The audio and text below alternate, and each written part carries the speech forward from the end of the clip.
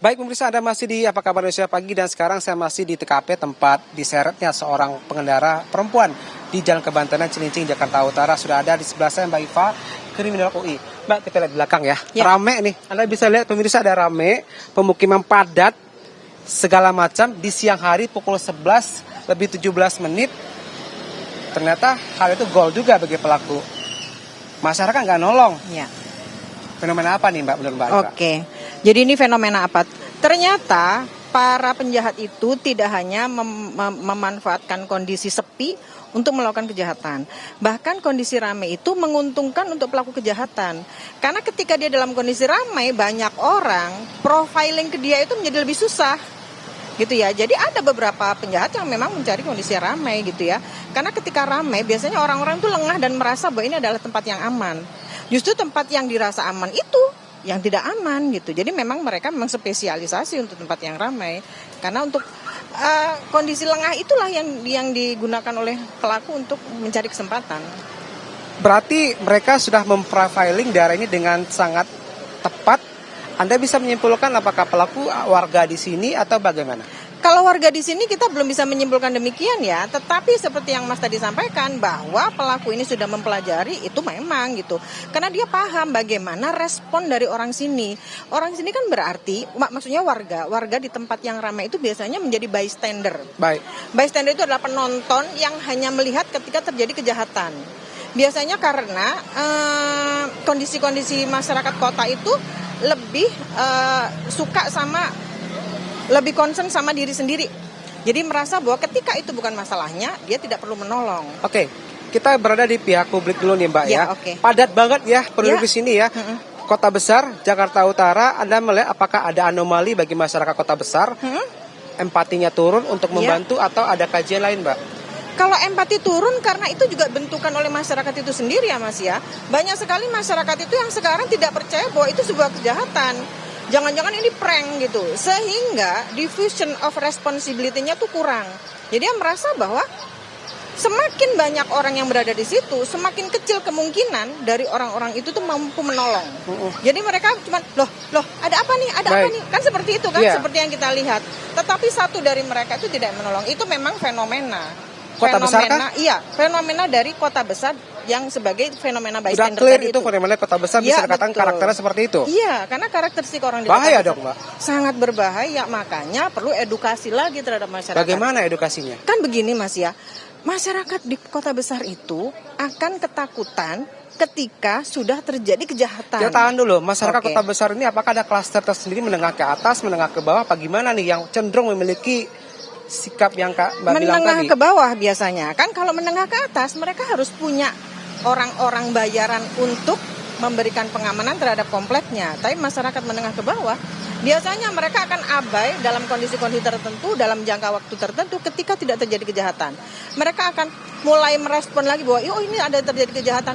Kita mulai nih memasukkan motor lagi, kita mulai nih gitu. Jadi ini yang harus dibina terus-menerus sampai di level paling rendah. RW, RT, kelurahan itu kan harus gitu. Baik. Ya. Oke.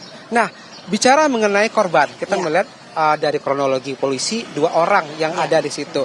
Apakah perempuan masih menjadi target utama untuk kasus ini, curanmor dengan kekerasan seperti ini? Saya punya data Mbak. Februari 4 Januari di Bekasi juga kayak gini, diseret juga, untungnya selamat. Perempuan juga. Bagaimana kans perempuan terhadap jenis kasus ini? Iya, jadi sebetulnya bukan hanya perempuan Mas ya, tetapi yang dipilih adalah orang yang lemah. Nah orang yang lemah ini diantaranya adalah perempuan. Orang tua juga demikian, gitu ya, anak-anak juga demikian. Kan ada anak SMP atau anak SD yang sudah bawa motor, ini udah pasti jadi sasaran oleh pelaku kejahatan itu. Karena kemungkinan dia untuk mencari pertolongan, kemungkinan dia untuk melawan itu sangat kecil. Jadi memang sudah dipilih pihak-pihak atau orang-orang yang lemah sekali untuk dijadikan korban. Kalau dikaji dari keilmuan Mbak sendiri, apakah unsur sosial di kehidupan orang-orang di kota besar itu sejauh mana sebagai pendorong munculnya kasus-kasus kriminal itu Mbak? Apakah terkait dengan adanya kenaikan pajak atau gimana? Apakah ada unsur-unsur itu yang menjadi pemicu? Iya, kalau unsur kenaikan pajak itu mungkin harus ada kajian baru ya. Tapi sebetulnya yang paling mendesak itu justru kebutuhan ekonomi. Karena kalau sudah kebutuhan ekonomi yang berjalan di kepalanya, mereka akan mengabaikan semua. Bahkan ketika ada CCTV atau ada respon masyarakat yang cepat, dia akan mengabaikan itu. Saking dia itu kebutuhan ekonominya itu sudah mendominasi pikirannya. Oke, berarti memang orang melakukan ini di daerah-daerah yang Mbak sebut di klaster tadi murni karena diduga motif ekonomi, Mbak?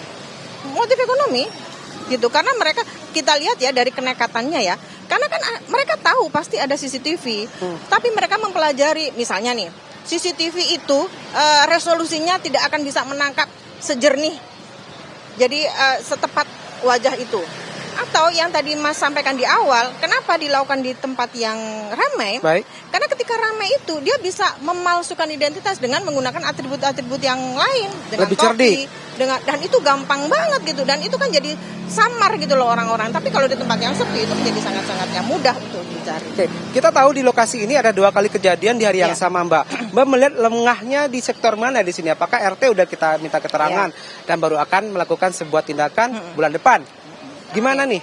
Yang pertama sebetulnya karena kelengahan masyarakat itu sendiri. Bisa jadi karena sekian lama tidak ada kejahatan, jadi merasa bahwa di sini itu aman-aman saja. Baik. Berarti yang pertama kali harus dilakukan adalah kan pengamanan diri sendiri kan. Lalu bagaimana cara dia itu merespon segala sesuatu yang berhubungan dengan kejahatan. Jadi ada kecurigaan tertentu. Kan kalau sudah aman kan tidak curiga. Lalu bagaimana dengan kontrol sosial? Baik. Karena kalau kontrol sosial sudah tidak berjalan, si pelaku itu akan lebih mudah melakukan kejahatan. Karena sebetulnya di daerah seperti ini, kontrol sosial yang jalan itu membuat si pelaku menjadi takut. Misalnya nih, pernah ada kejadian ketahuan dikejar bareng-bareng, terus digebukin, terus sampai mati misalnya seperti itu ya. Itu kan membuat efek jera baik terhadap si pelaku maupun calon pelaku. Kan sebetulnya penghukuman itu kan menjerakan atau menggentar jerakan baik pelaku maupun orang-orang yang calon pelaku. Unsur grab and run, curi langsung kabur, akan masih menjadi top of mind para pelaku untuk melakukan aksinya, Mbak? Iya dong. Kenapa? Dan yang diambil adalah sesuatu yang berharga dan dia sudah mencari motor yang cepat. Karena kan mereka profiling juga motor-motor yang udah usianya di atas 5 tahun, nggak mungkin ya? Iya, betul. Jadi kejahatan itu dipelajari. Baik. Dipelajari itu baik bagaimana cara dia mencurinya, apa yang akan dia dapatkan, maupun efek dari apa yang akan dia terima gitu ya. Kalau dia mau mengambil pada siang hari, pasti dia mencari motor yang paling cepat dan edisi paling baru, tentunya seperti itu. Artinya partisipasi masyarakat siapapun dia itu harus mengejar pelaku dari sekarang. Kan katanya itu yang rendah di kota besar. Nah, gimana tuh naikinnya kesadaran tersebut, Mbak? Memberikan pemahaman masyarakat itu yang pertama meningkatkan kesadaran. Lalu memberikan edukasi. Edukasi itu bisa dilakukan oleh kepolisian, masuk ke level sampai RT, gitu ya.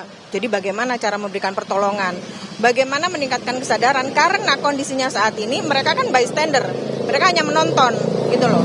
Mereka menunggu orang lain membantu, tapi tidak ada yang membantu. Bagaimana meningkatkan itu?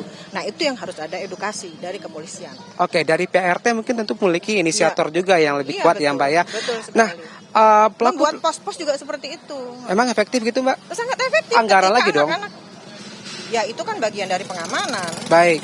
Nah, edukasi yang paling penting yang bisa Mbak berikan sebagai tindakan preventif itu seperti apa, Mbak? One on one-nya kepada masyarakat seperti apa nih? Kepada masyarakat agar lebih mementingkan gue harus nolong orang nih, nggak nontonin doang gitu. Jadi gini, sebetulnya mengedukasi masyarakat itu kan gampang banget ya. Walaupun kata orang susah, karena di masyarakat seperti ini tuh kan sekarang sudah ada kelompok-kelompok kecil. Anggaplah kalau sekarang nggak ada PKK lagi, anggaplah kalau sekarang nggak ada Karang Taruna lagi. Tapi mereka di dalam satu kelompok itu kan pasti punya grup WhatsApp gitu ya. Di mana di situ itu kita bisa memberikan informasi sekaligus edukasi. Kalau memang mau menghadirkan orang-orang profesional atau kepolisian, mereka bisa melakukan di suatu tempat pelayanan publik sehingga mereka mendapatkan edukasi dari yang berwajib. Kita tahan dulu Mbak Iva, kita tahan dulu. Pemirsa, saya ingin memberikan gambaran seperti apa situasi TKP yang viral di Jalan Kebantenan 3. Persis di belakang saya ini CCTV yang beredar. Di sini terpasang di sebuah warung. Dan disinilah korban terseret sampai lebih kurang 200 meter. Bicara mengenai jarak yang ditempuh oleh korban itu memang tidak tafsir tunggal. Saya sudah mencoba melakukan banyak riset. Ada yang bilang 200 meter lebih, tapi kami memakai narasi 500 meter lebih. Ke arah gambar yang Anda lihat ini, itu terseret lebih dari 200 meter loh pemirsa. mengarah ke kantor Kelurahan Semperan Timur di Cilincing. Nah, yang jelas syukurnya dari informasi dan foto-foto yang kami terima, bentuk luka yang dialami oleh korban kami mungkin menduga tidak terlalu parah secara medikal. Dan korban pun masih sempat berlari, setidaknya berjalan kecil dari arah sini. Setelah motornya dilepas pemirsa, kemudian berjalan kecil lagi ke sini, terus meminta pertolongan warga dan sampai korban tersebut di warung ini, warga pun masih belum memberikan pertolongan yang maksimal. Nah, agar tidak lagi terjadi hal yang serupa di siang hari di pemukiman padat nih Mbak Iva, apa yang Anda lakukan? Berupa advice kepada pemerintah atau pihak stakeholder? Ya. Baik, sebetulnya begini ya, ini kan PR kita bersama. PR pertama adalah masing-masing pribadi ya, bagaimana cara kita melindungi diri. Kepada korban, saya itu mengapresiasi keberaniannya. Tetapi anjuran juga kepada masyarakat yang lain, bahwa mempertahankan milik kita itu kewajiban kita, tapi memperhatikan keselamatan juga harus kita lakukan, ya kan? Jadi itu yang harus dilakukan. Yang kedua, respon masyarakat dan keterlibatan masyarakat itu tidak bisa dipungkiri. Masyarakat sudah terbentuk. Jadi kalau mereka bisa membuat pos-pos tertentu gitu ya, dengan anggaran tertentu yang tadi sudah Mas bilang itu akan mengurangi kejahatan. Kan kita tugasnya bukan menangkap penjahat, tapi kalau bisa mengurangi kejahatan. Seperti CCTV. CCTV itu fungsinya adalah menghilangkan kejahatan, bukan menangkap penjahat. Baik. Gitu loh. Lalu ya tadi itu keterlibatan. Warga pun diminta mungkin kalau memiliki kecukupan finansial memasang CCTV ya Mbak, di rumah. Betul. Karena ini bukan hukumannya. Dampaknya sebenarnya bukan hanya ke korban, tetapi ke orang sekitar. Jadi sekarang kan keamanan jadi terganggu, ketakutan jadi semakin tinggi. Perempuan di ranah publik juga semakin takut.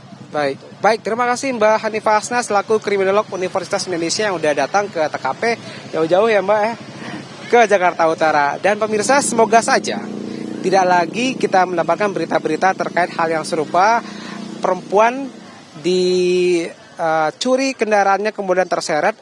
Dan ini sepertinya mengingatkan kasus yang dulunya di Bandung ya, tapi tidak separah yang dialami oleh almarhum Francisca Yofi dulu di Bandung. Baik, pemirsa, demikian saya mengabarkan langsung dari lokasi kejadian di kawasan Cilincing, Jakarta Utara. Dan kita kembali ke rekan-rekan Alfa dan juga Putri Windasaridi. Apa kabar Indonesia Pagi di studio Epicentrum Jakarta. Silakan rekan-rekan. Baik, terima kasih Riki Satria Vargas atas informasinya.